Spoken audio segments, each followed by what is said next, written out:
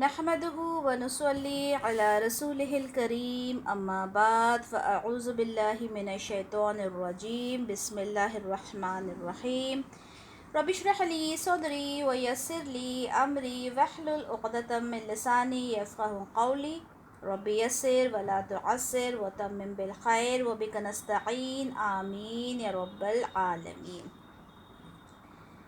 الحمدللہ سنن نسائی کی حدیث نمبر 30 انشاءاللہ ہم آج کریں گے. حدیث نمبر 30 پر پہلے پہنچ جائیں.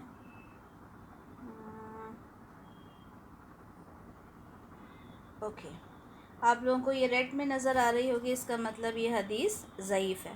ٹھیک ہے، اس حدیث کے بارے میں ضعیف کیوں ہے پہلے وہ دیکھ لیتے ہیں. ضعیف ہے تو ظاہر سی بات ہے سند میں کچھ ایسی بات ہے جس کی وجہ سے اس کو ضعیف قرار دیا گیا. وہ کیا ہے؟ اس حدیث کو آپ دیکھتے ہیں تو آپ کو نظر آ رہا ہے اخبرنا حناد ابن سری عن ابی معاویہ عن الاعمش. یہ جو اعمش نام ہے نا، یہ ہے تو ثقہ راوی. ٹھیک ہے، ثقہ راوی کیا ہوتے ہیں؟ جو ٹرسٹ وردی ہوتے ہیں. ٹھیک ہے، تو ہے تو ثقہ راوی، قابل اعتماد ہم کہہ سکتے ہیں. لیکن ان میں ایک خاص بات یہ تھی کہ جب وہ روایت بیان کرتے تو بعض اوقات ایسا ہوتا کہ وہ عن کہہ کر بیان کرتے. جیسے یہاں پہ کیا لکھا ہے؟ الاعمش عن زید بن وہب. ٹھیک ہے، حالانکہ یہ واضح نہیں ہوتا کہ انہوں نے اپنے استاد سے سنا، مطلب سامنے سنا یا کسی کے تھرو سنا. ٹھیک ہے، جیسے اخبرنا اس کا مطلب ہوتا ہے سنا، مطلب آمنے سامنے سنا. ان کیا ہوتا ہے؟ ان کا مطلب ہوتا ہے فرام. ٹھیک ہے، فرام یعنی انہوں نے کس سے سنا؟ زید بن وہب سے. اب یہ جو فرام ہوتا ہے نا، اس میں یہ سوال پیدا ہوتا ہے کہ جب انہوں نے زید بن وہب سے یہ بات سنی تو ڈائریکٹ انہوں نے سنی یا کسی میڈیم کے تھرو ان تک یہ بات پہنچی. ٹھیک ہے، ڈائریکٹ سنی یا کسی میڈیم کے تھرو. کیا مطلب ہوا؟ جیسے ایک اسٹوڈنٹ ہے، اب آپ میں سے کوئی یہ کہے کہ میں نے آفرین سسٹر کو یہ بات کہتے ہوئے سنا. ٹھیک ہے، اور ایک تو ہے کہ آپ نے سنا، واقعتاً مجھ سے سنا. ٹھیک ہے، اور ایک بات ہے کہ آپ نے خود نے نہیں سنا لیکن آپ کو یہ بات معروف ہے کہ بھئی آفرین ایسا بولتی ہے. ٹھیک ہے، سمجھ رہے ہیں؟ ایک تو خود سنا، باقاعدگی سے سنا کہ بھئی میں نے سنا، میں کلاس میں موجود تھی، میں نے اپنے کانوں سے یہ بات سنی. ایک ہے کہ ہاں آفرین کی عادت ہے کہ وہ یہ چیز بولتی ہے یا آفرین نے یہ چیز بولی تھی، یہ چیز معروف ہو گئی کہ ہاں آفرین نے ایسا بتایا تھا.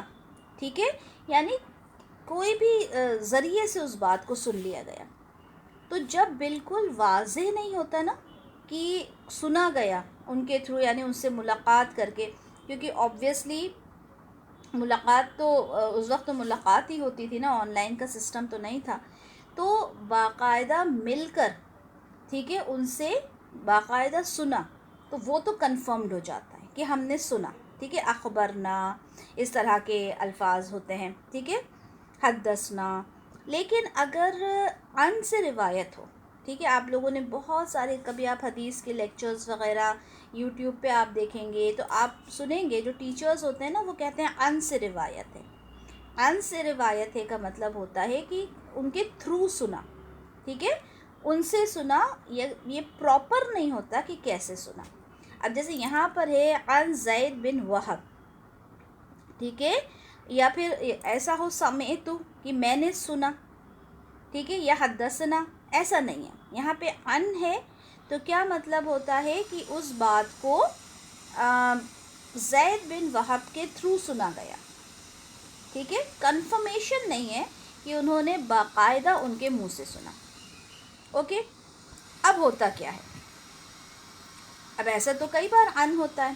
اب اس میں ہے کیا کہ یہ ہوتا یہ ہے کہ کبھی کبھی ثقہ راوی، بات ثقہ راوی کی ہو رہی ہے. ٹھیک ہے، ثقہ راوی اپنے استاد کے بارے میں جو استاد ان کا ہوتا ہے اس کے بارے میں یہ ایک شبہ پیدا کر دیتا ہے کہ اس نے یہ روایت اپنے استاد سے سنی ہے. ٹھیک ہے، یہ ایک مغالطہ، ایک ایسی پکچر ڈپکٹ کر دیتا ہے وہ راوی کہ میں نے یہ بات اپنے استاد سے سنی، لیکن حالانکہ اس نے سنی نہیں ہوتی، یعنی اس کی ایک ہیبٹ میں ہوتا ہے. ٹھیک ہے، تو ثقہ راوی سب ایسا کام نہیں کرتے، بعض یہ کام کرتے ہیں. اس کو کہتے ہیں مدلس راوی. کیا کہتے ہیں اس کو؟ مدلس راوی. ٹھیک ہے، تو جو اپنے استاد کو کیا کرتے ہیں، اب کہہ دیتے ہیں کہ بھائی یہ ہمارے استاد سے مروی ہے. ٹھیک ہے، یعنی ان کے تھرو یہ بات کہہ دیتے ہیں. اب استاد روایت کرتے ہیں، ہے نا، تو اس کا مطلب کیا ہوتا ہے کہ استاد سے انہوں نے سنا نہیں، براہ راست سامنے کھڑے ہو کر نہیں سنا. ٹھیک ہے. اچھا، اب جو مدلس راوی ہوتا ہے نا، یہ جو پورا پروسیجر اس کو تدلیس بولتے ہیں، تدلیس، اور اس راوی کو مدلس بولتے ہیں. اب مدلس راوی ہے، ٹھیک ہے، ان کا استعمال کر رہا ہے لیکن جھوٹا نہیں ہے، کیونکہ اگر جھوٹا راوی ہوگا تو ثقہ راوی ہو ہی نہیں سکتا. ہم نے پڑھا تھا نا ثقہ راوی کی ساری کنڈیشنز. تو ثقہ راوی ہے تو سچا تو ہے نا، جھوٹا تو نہیں ہے. لیکن اب اور اگر جھوٹا راوی ہوتا تو وہ تو حدثنا کہتا، اخبرنا کہتا، ہے نا، وہ تو بات کو جھوٹ بول دیتا. اسی لیے اس نے کیا لگایا؟ ان لگایا. ہوتا یہ ہے کہ کئی بار جیسے یہ حدیث ان کے استاد سے اتنی معروف ہے کہ انہوں نے اس حدیث کو کوٹ کر لیا. حدیث کو کوٹ کر کے اپنی طرف سے اس حدیث کو ایڈ کیا تاکہ راویوں میں ان کا نام بھی آ جائے. ٹھیک ہے. اچھا، کبھی کبھی ایسا بھی ہوتا ہے کہ حدیث تو بالکل صحیح ہوتی ہے، ٹھیک ہے، لیکن جو استاد ہوتا ہے جس کے تھرو انہیں حدیث ملی وہ ضعیف ہو، ایسا بھی ہوتا ہے. ٹھیک ہے. تو کیا کرتا ہے ثقہ راوی؟ اپنے استاد کا کوئی ایسا نام، کوئی ایسی کنیت، کوئی ایسا لقب، کوئی ایسی نسبت بیان کر دیتا ہے جو مشہور نہیں ہوتی، تاکہ راوی کو پہچانا نہ جا سکے. آپ کو پتہ ہے نا، کنیت کے نام سے بھی جانے جاتے تھے پہلے لوگ. کوئی ان کا لقب بھی ہوتا تھا، کوئی کہیں کا رہنے والا ہوتا ہے تو اس کے نام سے اس کو پہچانا جانے لگتا ہے نا. تو ایسی جو ایک تو ہوتی ہے کہ معروف کنیت ہے، ٹھیک ہے، ان کو اسی نام سے جانا جاتا ہے. تو یا پھر ایسا ہو کہ کسی کنیت سے وہ زیادہ جانے جاتے ہوں، لیکن جو ان کا جو اصلی نام ہے اس سے وہ روایت بیان کر دے. مطلب کچھ اس طرح سے ڈھکی چھپی روایت بیان کر دیتے ہیں. پھر سے بتا رہی ہوں، مدلس راوی ثقہ راوی ہوتے ہیں، لیکن کیا کرتے ہیں، اپنے جو ان کے جو شیخ ہوتے ہیں نا، ان کے نام کو کسی غیر معروف، یعنی جو پاپولر نہیں ہوتا نام، اس نام سے بیان کر دیتے ہیں. ٹھیک ہے. حالانکہ یہ جو مدلس راوی ہوتے ہیں وہ ہوتے ثقہ راوی ہیں، ٹھیک ہے، لیکن جب بھی وہ ان سے روایت کرتے ہیں نا تو وہ روایت ضعیف کنسیڈر کی جاتی ہے. ٹھیک ہے، وہ روایت کیا کنسیڈر کی جاتی ہے؟ ضعیف روایت کی جاتی ہے. اب یہ جو الاعمش ہے نا، یہ مدلس ہیں، ٹھیک ہے، اور انہوں نے جب حدیث بیان کی تو یہاں پر کہا ہے عن زید بن وہب. اوکے، لیکن یہ حدیث جو ہے یہ صحیح ہے، اس کے شواہد بھی موجود ہیں، صحیح بخاری میں بھی اس کے ہم معنی الفاظ موجود ہیں. اچھا، جب ضعیف حدیث کو کوٹ کیا جاتا ہے نا تو پھر دیکھا جاتا ہے کیا اس سے ریلیٹڈ کوئی صحیح حدیث ہے، ٹھیک ہے، اس سے ریلیٹڈ کوئی ہم معنی حدیث موجود ہے یا نہیں. تو یہ کچھ موٹی باتیں ہیں جو میں نے آپ کو بتا دیں. مدلس راوی کون ہوتا ہے؟ مدلس راوی وہ ہوتا ہے جو ان سے روایت کرتا ہے.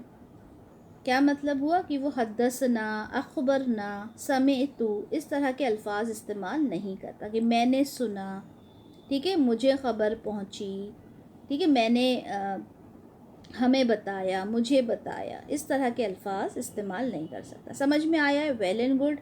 نہیں زیادہ سمجھ میں آیا، ٹینشن نہ لیں، ٹھیک ہے، کیونکہ ہمارا مین فوکس یہ ہے کہ ہم حدیث کو سمجھیں. یہ ٹرمز آپ لوگوں کو بس معلوم ہونا چاہیے کہ کہ جب ان آتا ہے تو اس کا کیا مطلب ہوتا ہے، اخبرنا آتا ہے تو کیا آتا ہے، سمعتو آتا ہے تو کیا ہوتا ہے. ٹھیک ہے، چلیں حدیث کی طرف چلتے ہیں. اخبرنا حناد ابن سری عن ابی معاویہ عن الاعمش عن زید بن وہب عن عبد الرحمن ابن حسن قال. اب یہاں تک جو حدیث ہے وہ یہ اس کی سند ہے. ٹھیک ہے، کہ اس حدیث کو کس نے بیان کیا، حناد بن سری نے، انہیں ابو معاویہ سے، ابو معاویہ نے الاعمش سے، الاعمش نے زید بن وہب سے، زید بن وہب نے عبد الرحمن بن حسن رضی اللہ عنہ سے نقل کیا.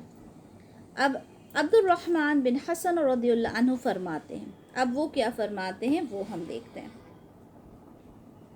کیا فرمایا انہوں نے، خرج علینا رسول اللہ صلی اللہ علیہ وسلم.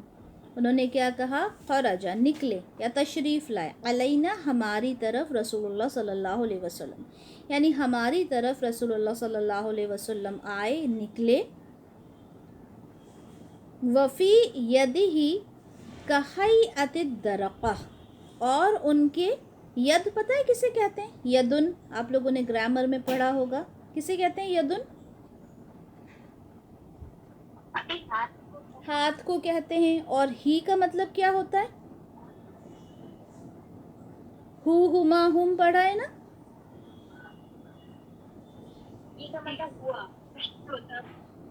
ہز ہے نا، اور ید یعنی ہاتھ، تو کیا ہو گیا، اس کے ہاتھ، یعنی آپ صلی اللہ علیہ وسلم کے ہاتھ. فی کا مطلب ہوتا ہے میں. ٹھیک ہے، آپ صلی اللہ علیہ وسلم کے ہاتھ میں کیا تھا، کہیئۃ الدرقہ، ایک چھوٹی ڈھال کی مانند ایک چیز تھی. فوضعها، پھر اسے رکھ دیا. ٹھیک ہے، ثم پھر جلسہ بیٹھ گئے، خلفہا اس کے پیچھے. دیکھیں اب یہاں پہ ضمیر کون سا آیا ہے، ہا. ٹھیک ہے، ہا کیا ہوتا ہے، ہر. ٹھیک ہے، تو یہاں پر درقہ کیا ہے، گولتا کی وجہ سے کیا ہے، اب آپ لوگ دیکھیں ورڈز کو پہچاننا شروع کریں. گولتا کی وجہ سے کیا ہے، فیمنن ہے نا، اسی لیے مؤنث ہے، اسی لیے خلفہا کے لیے گول ہا آیا ہے. ہا کس کے لیے آتا ہے ضمیر میں، ہما ہم، ہا ہما ہے نا، تو ہا کس کے لیے آتا ہے، شی کے لیے نا، فیمنن کے لیے، اس لیے یہاں پہ خلفہا آیا، اس کے پیچھے. ٹھیک ہے، اب آپ لوگ کنیکٹ کرنا شروع کریں چیزوں کو. تو کیا کہا، پھر اسے رکھا، پھر بیٹھ گئے، خلفہا اس کے پیچھے. فبالا، پھر پیشاب فرمایا، بالا یبولو بہت بار ہم پڑھ چکے. ٹھیک ہے، پھر پیشاب کیا، الیہا اس کے پیچھے. فقالا، تو کہا، بعض القومی، لوگوں میں سے بعض نے، یعنی قوم کے کچھ لوگوں نے کہا، انظرو دیکھو، یبولو وہ پیشاب کرتے ہیں، کما جیسے، تبولو پیشاب کرتی ہے، المرأہ عورت. انہوں نے کہا کہ دیکھو ایسے ڈھکے چھپے پیشاب کر رہے ہیں جیسے عورت پیشاب کرتی ہے، کیونکہ اس وقت اتنا اس طرح سے یہ جو احکام تھے آ رہے تھے کہ کس طرح سے آڑ میں ہو کے، اوٹ میں ہو کے آپ کو قضائے حاجت کے لیے جانا ہے. ہم نے پہلے بہت ساری احادیث الحمدللہ پڑھی. فسمعہ، تو آپ نے یہ بات سن لی، جب لوگ اس طرح کی باتیں کر رہے تھے آپ صلی اللہ علیہ وسلم نے وہ بات سن لی. فقال، پھر فرمایا، اوا ما علمت، کیا تمہیں معلوم نہیں، ما اصوبا کہ جو پیش آیا یا جو پہنچا، صاحب بنی اسرائیل، بنی اسرائیل کے صاحب کہتے ہیں ایک شخص کے ساتھ، ساتھی کے ساتھ. تو آپ صلی اللہ علیہ وسلم نے کہا تمہیں معلوم نہیں جو بنی اسرائیل کے ایک شخص کے ساتھ پیش آیا. کانو، وہ تھے، وہ کیا کرتے تھے، اذا جب بھی، اصابہم انہیں لگ جاتا، جب بھی ان کو لگ جاتا، شیئن کوئی چیز، من البول پیشاب سے، یعنی پیشاب کا کوئی قطرہ ان کو لگ جاتا، قردوہ وہ اسے کاٹ ڈالتے. اب یہاں پہ کیا لفظ آیا، ہو. ٹھیک ہے، ہو کا مطلب کیا ہے، اسے ہے نا، یہ ضمائر ہے نا، ضمیر میں سے ہے اسے. تو کاٹ ڈالتے اسے. ٹھیک ہے, اب کس سے, آگے اس کی وضاحت دیکھیں گے. بالمقارید, قینچیوں سے. ٹھیک ہے, پلورل استعمال ہوا, قینچیوں سے اسے کاٹ ڈالتے. فنہاہم, پھر اس شخص نے انہیں منع کیا. اب جو یہ ایک شخص تھا نا بنی اسرائیل میں, تو بنی اسرائیل میں کیا ہوتا تھا, جب بھی پیشاب لگتا تو وہ اسے کاٹ ڈالتے. ابھی وضاحت میں دیکھیں گے کسے کاٹ ڈالتے, قینچیوں سے. تو ایک جو شخص تھا بنی اسرائیل کا, اس نے انہیں منع کیا کہ کیوں کرتے ہو, کیوں کاٹتے ہو, مت کرو ایسا. صاحبہم, ان کے ساتھی نے. فعذب فی قبرہ, تو اسے عذاب دیا گیا اس کی قبر میں. یعنی یہ جو منع کیا نا کہ تم کیوں کاٹ ڈالتے ہو, کیوں پیشاب کے چھینٹوں سے بچ رہے ہو, یا اس کی اتنی تم اس کو مطلب اسے اتنا پرہیز کر رہے ہو, اتنا اس سے بچ رہے ہو, تو اس وجہ سے, اس منع کرنے کی وجہ سے اس شخص کو قبر میں عذاب دیا گیا. ایک بار پوری حدیث پڑھ لیتے ہیں, پھر انشاءاللہ سمجھ میں آ جائے گی. حضرت عبد الرحمن بن حسن رضی اللہ عنہ سے روایت ہے, انہوں نے کہا اللہ کے رسول صلی اللہ علیہ وسلم ہمارے پاس تشریف لائے جبکہ آپ کے ہاتھ میں ڈھال جیسی کوئی چیز تھی. آپ نے اسے نیچے رکھا اور اس کی اوٹ میں بیٹھ کر پیشاب کیا. لوگوں میں سے ایک شخص کہنے لگا, دیکھو آپ اس طرح پیشاب کر رہے ہیں جیسے عورت پیشاب کرتی ہے. آپ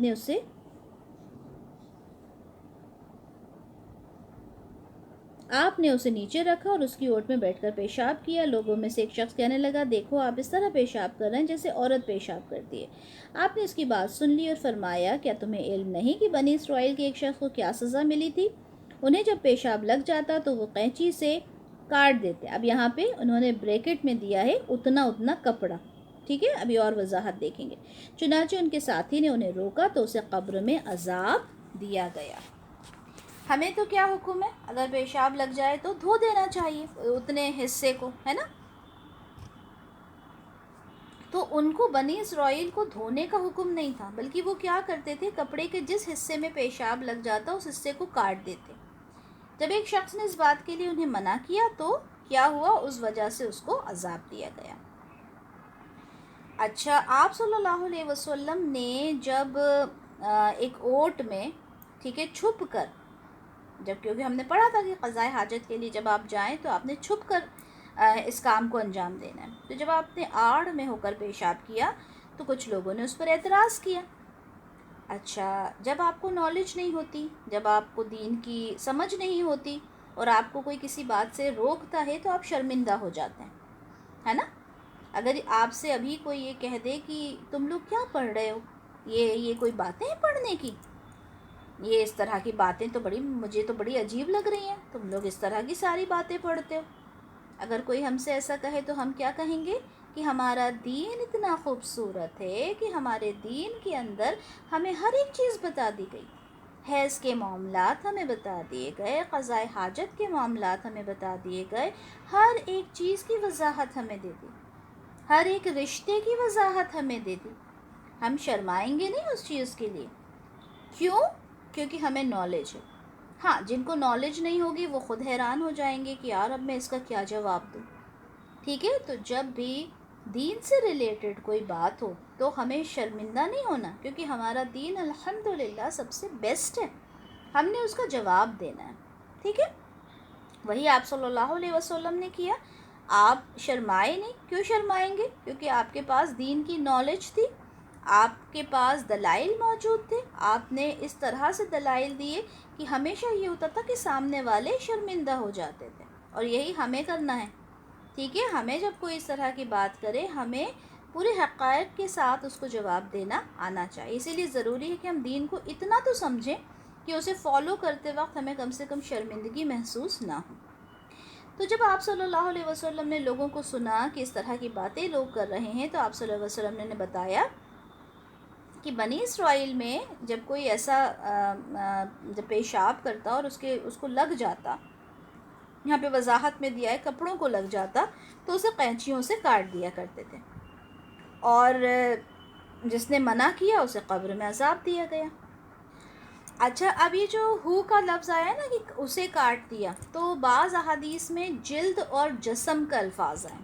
جلد اور جسم, جسم یعنی جسم. ٹھیک ہے, تو جسم کو کے اس حصے کو کاٹ دیتے جہاں پہ پیشاب کے قطرے لگتے. تو یہ ذرا سننے میں بات جو ہے وہ مشکل لگتی ہے، کیونکہ جسم کا حصہ اگر دیکھا جائے تو ظاہر سی بات ہے جسم کے حصے سے نہ لگے پیشاب، یہ تو پاسبل ہی نہیں ہے نا، کیونکہ نکلتا ہی ہمارے جسم سے کا ہی ایک حصہ ہے وہ. تو البانی رحم اللہ نے اس لفظ کو منکر قرار دیا، کیونکہ ایسی تکلیف ہے جو انسان خود کو دے ہی نہیں سکتا اور یہ پاسبل ہی نہیں ہے. ٹھیک ہے. اچھا، ایک لفظ آیا ہے جلد. جلد کہتے ہیں چمڑے کو، لیدر. تو اگر اس میں یہ تھا کہ اگر جوتا یا لباس چمڑے کا بھی ہوتا نا تو وہ یہ گریز نہ کرتے کہ یہ چمڑا ہے، اس کو بھی کاٹنے کا حکم تھا. لیکن صحیح بخاری میں اس بات کی وضاحت ملتی ہے کہ ان بنی اسرائیل کان اذا اصاب ثوب احدکم قرودہ، کہ کیا کہا کہ جب کسی کو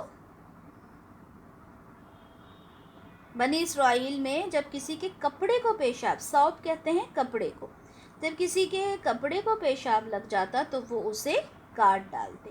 تو یہاں پر اس صحیح بخاری کی ایک حدیث ہے جس میں اس بات کی وضاحت ملتی کہ بات جو ہے وہ کپڑے کی ہو رہی ہے. ٹھیک ہے. تو جلد کا لفظ بھی ملتا ہے، جسد کا بھی ملتا ہے. جسد تو پاسبل ہی نہیں ہے کیونکہ جسم تو پاسبل ہی نہیں ہے کیونکہ جسم کا حصہ تو کوئی کاٹ نہیں سکتا. لیکن کہیں پر چمڑا بھی ملتا ہے.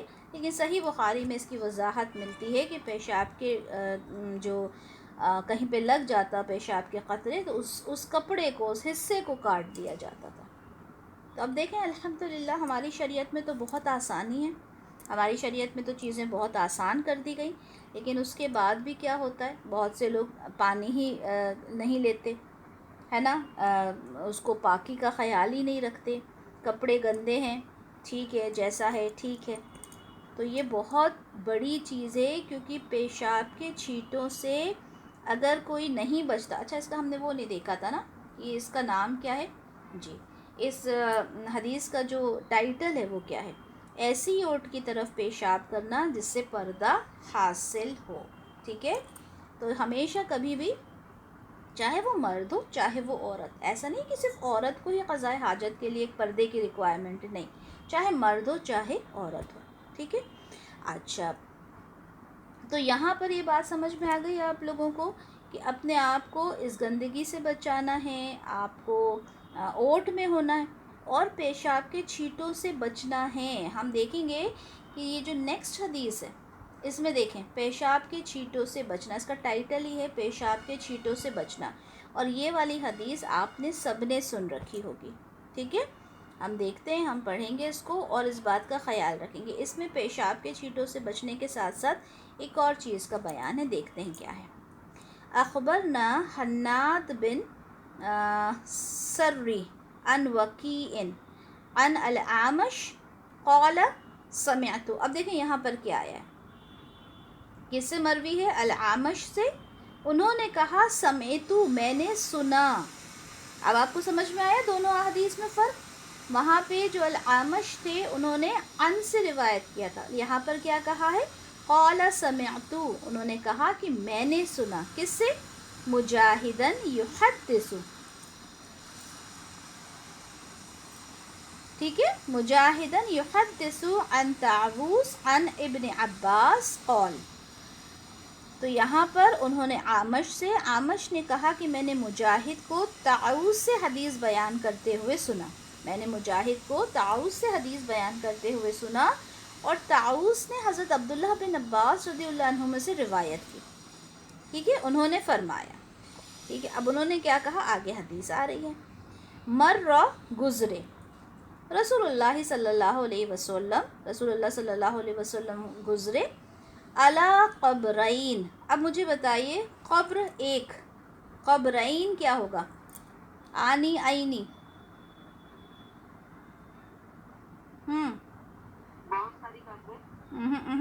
گرامر پڑھنے والے بتائیں گے آنی آئینی کی آواز کیا ہوتی ہے. مسلمانی، مسلمینی.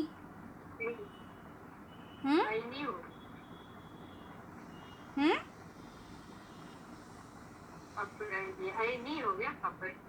قبر قبرینی قبرانی قبرینی کیا ہو جائے گا؟ مسلمانی مسلمینی، ولدانی ولدینی. آنی آئینی کی آواز کا مطلب کیا ہوتا ہے؟ دو کے لیے. تو قبرینی کا مطلب کیا ہو جائے گا؟ تو کیا ہو جائے گا قبرینی کا مطلب؟ دو ہے نا؟ کیا ہو جائے گا؟ دو.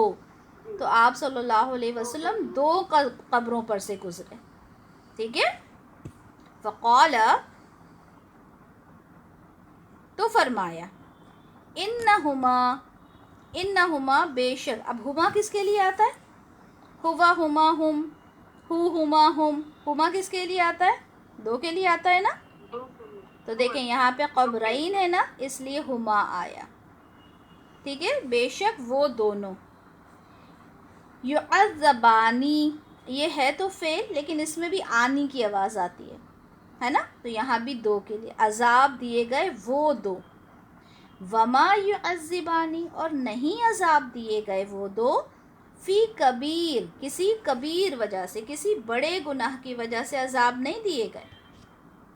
اما ھذا فکان لا، کہاں گیا؟ اما ھذا فکان لا یستنزہ من بولہ. کیا کہا؟ کہ یہ نہیں کرتا تھا، پرہیز نہیں کرتا تھا، بچتا نہیں تھا من بولہ اپنے پیشاب سے. کوئی بہت بڑا عذاب، بہت بڑا گناہ نہیں تھا جس کی وجہ سے یہ عذاب دیا گیا. کیا تھا؟ کہ وہ نہیں بچتا تھا من بولہ اپنے پیشاب سے. بول اب تو آپ لوگوں کو یاد ہو گیا ہوگا، پیشاب کے لیے استعمال ہوتا ہے. اور ہی یعنی اس کا پیشاب یعنی اپنا پیشاب. ٹھیک ہے. اپنے پیشاب سے نہیں بچتا تھا. وَأَمَّا هَذَا اور جو دوسرے کی بات کی. ٹھیک ہے. وَأَمَّا هَذَا اور رہا یہ، فَإِنَّهُ تو بے شک وہ، كَانَ يَمْشِي تو وہ چلتا پھرتا تھا، بِالنَّمِیمَہ چغلی کے ساتھ. پہلے کو کیوں عذاب دیا گیا؟ کیونکہ وہ پیشاب سے نہیں بچتا تھا. دوسرے کو کیوں عذاب دیا گیا؟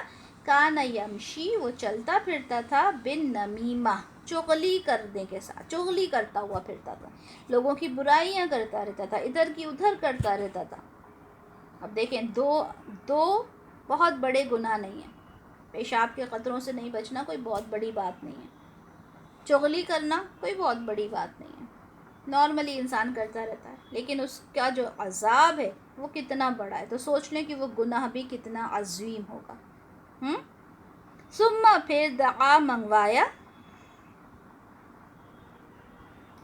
بعصیب رطب فشقہ بسنین تو کیا کیا؟ کھجور کی ایک ہری شاخ، تازی شاخ کو منگوایا، فشقہ تو اسے چیر دیا، بسنین دو حصوں میں. فغرس علی ھذا واحدا وعلی ھذا واحدا پھر گاڑ دیا ایک قبر پہ ایک حصہ اور دوسرے قبر پہ دوسرا حصہ. واحد یعنی ایک حصہ ایک قبر پہ، دوسرا حصہ ایک قبر پہ. ثم قال پھر کہا، لعلہ یخفف عنہما کیا کہا؟ شاید یخفف یعنی ہلکا کر دیا جائے، عنہما ان دونوں سے، ما لم ییبسا خالفہ ما لم ییبسا جب تک کہ نہیں یہ سوکھ جائیں. تو کیا کہا؟ امید ہے جب تک کہ یہ خشک نہیں ہوتی ان سے عذاب میں تخفیف کی جائے، عذاب جو ہے وہ کم کر دیا جائے. آگے کہا، خالفہ منصور رواہ عن مجاہد عن ابن عباس ولم یذکر طاووس. اس روایت کو بیان کرتے ہوئے منصور نے اعمش کی مخالفت کی ہے کہ اس نے یہ روایت مجاہد بواسطہ ابن عباس بیان کی ہے، یعنی مجاہد اور ابن عباس کے درمیان میں طاووس کا واسطہ ذکر نہیں کیا گیا. یعنی منصور کی جو روایت ہے وہ کہتے ہیں کہ اس میں طاووس موجود نہیں تھے، حالانکہ اس روایت میں ہم نے دیکھا کہ طاووس کا ذکر بیچ میں تھا. اب اس حدیث کو پورا دیکھتے ہیں، سمجھ میں آ جائے گی انشاءاللہ. حضرت ابن عباس رضی اللہ عنہما سے روایت ہے کہ اللہ کے رسول صلی اللہ علیہ وسلم 2 قبروں کے پاس سے گزرے تو فرمایا تحقیق ان قبر والوں کو عذاب ہو رہا ہے۔ آپ صلی اللہ علیہ وسلم کو بتایا گیا، ٹھیک ہے، کہ ان کے اوپر عذاب ہو رہا ہے اور انہیں کسی بھاری کام سے جس سے بچنا ناممکن ہو کی وجہ سے عذاب نہیں ہو رہا، کوئی بہت بھاری کام نہیں تھا۔ اس قبر والا تو اپنے پیشاب کے چھینٹوں سے نہیں بچتا تھا، اور یہ قبر والا چغلیاں کھاتا تھا، چغلیاں کرتا تھا۔ پھر آپ نے کھجور کی تازہ شاخ منگوائی اور اسے چیر کے 2 حصے کیے، پھر ایک اس قبر پر گاڑ دیا اور ایک دوسری پر۔ پھر فرمایا امید ہے کہ جب تک یہ خوش نہیں ہوتی ان سے عذاب میں تخفیف کر دی جائے گی۔ کیا سمجھ میں آیا؟ کہ گناہ جو تھے ان کی وجہ سے عذاب ہو رہا تھا، وہ کیا تھے؟ ایک تو پیشاب کے چھینٹے سے نہیں بچتا تھا ایک انسان، اور دوسرا کیا تھا؟ چغل خور تھا۔ غیبت بہت بڑا گناہ ہے، ٹھیک ہے، بہت بڑا گناہ ہے۔ جیسے اپنے مردہ بھائی کا گوشت کھانا، ایسے اس کی وضاحت دی گئی ہے قرآن میں، اور یہ ایک بہت بڑی چیز ہے۔ اس پہ تو ہم آپ کو پتہ ہے کہ گھنٹوں بات کر سکتے ہیں، ٹھیک ہے، اتنا بڑا گناہ ہے جسے لوگ نارملی کرتے ہیں۔ دوسرا مسئلہ یہاں پر کیا بیان کیا گیا؟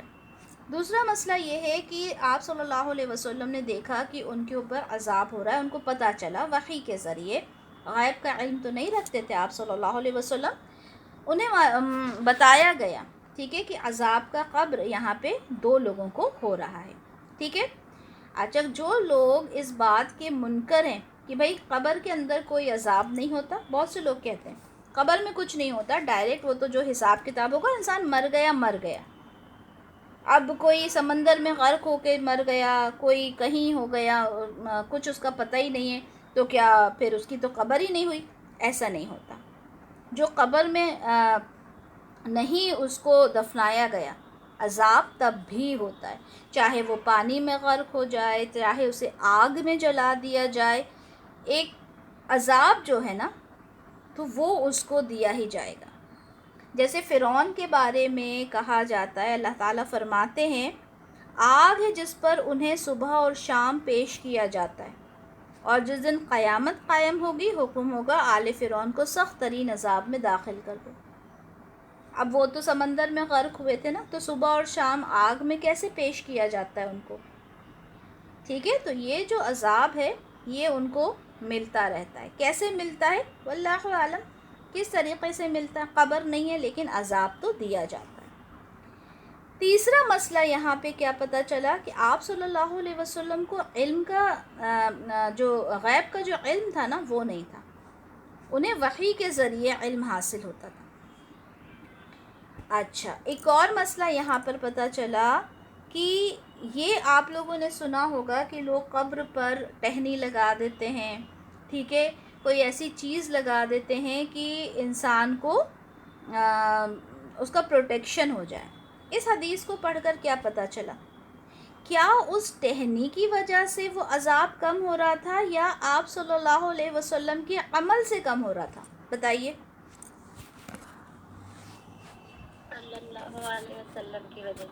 آپ صلی اللہ علیہ وسلم کی وجہ سے ہو رہا تھا، ٹھیک ہے، انہوں نے ان کے لیے سفارش کی، ان کا اپنا ذاتی عمل تھا جس کی وجہ سے وہ عذاب ان کے اوپر سے کم ہو سکتا تھا۔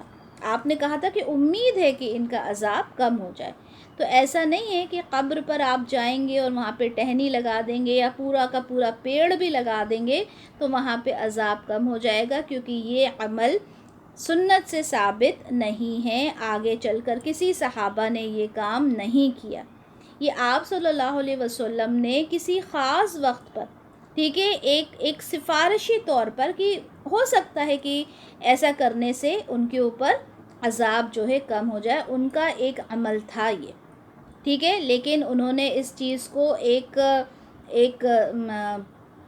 عمل، ایک طریقہ نہیں بتا دیا کہ سب نے اس کو فالو کرنا، جیسے کہ لوگ کہتے ہیں کہ بھائی یہ تو آپ صلی اللہ علیہ وسلم کی حدیث سے ہمیں ملتا ہے، ٹھیک ہے۔ یہاں پر آپ صلی اللہ علیہ وسلم نے کہیں بھی نہیں کہا کہ یہ ایک ایسا طریقہ ہے جس کو اگر ہم قبر پہ اگر کوئی ٹہنی یا اس طرح کی چیز لگا دیں تو اس طرح سے عذاب جو ہے کم ہو جائے گا، ٹھیک ہے۔ یہ بالکل اس حدیث کو غلط طریقے سے انٹرپریٹ کیا جاتا ہے۔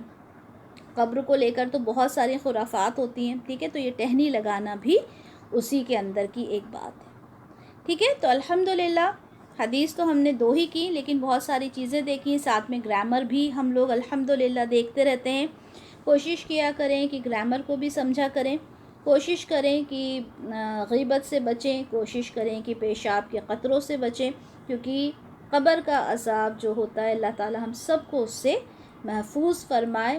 بہت بڑے گناہوں سے تو ہم بچنے کی باتیں کرتے ہیں، لیکن چھوٹے چھوٹے گناہوں میں ہم دن اور رات ملوث رہتے ہیں۔ اللہ تعالی ہم سب کو قبر کے عذاب سے محفوظ فرمائے اور عمل کرنے والا بنائے اور ثابت قدمی عنایت فرمائے۔